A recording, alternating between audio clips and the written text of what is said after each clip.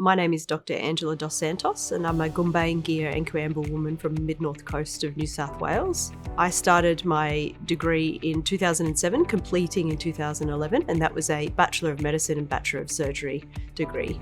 I was the first person in my family to go through university, one of the first to actually finish Year 12. So without the support of the scholarship, I'm not sure that I would have been able to complete that degree. I mean, medicine is challenging in that you need time and commitment to be able to complete the degree. I essentially was working as well as trying to study in that first year. It was a challenge. It was difficult. I still made it through, but it seemed now like it was by a very thin line that it was pass or fail. If there was anything that I needed, such as food, textbooks, all those sorts of supplies that you need to be able to get through medicine, it was all self-funded, and the only way I was able to do that was through the scholarship. Whilst I still work in the hospital setting, my research, however, is, I think, extending beyond clinical care and is now, I think, hopefully transforming the lives of Aboriginal people, in particular their stroke journey.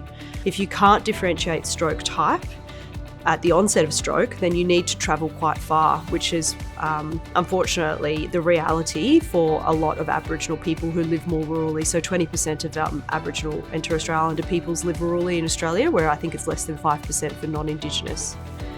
So with the development of this technology, it will be able to hopefully allow treatment of stroke for those patients who are not close to a CT scanner earlier, which will reduce hopefully any disability that they would have to live with lifelong if they didn't get that access to that treatment. I think without that scholarship, I would have significantly struggled, and I may have not finished. I'm not sure. So huge thank you.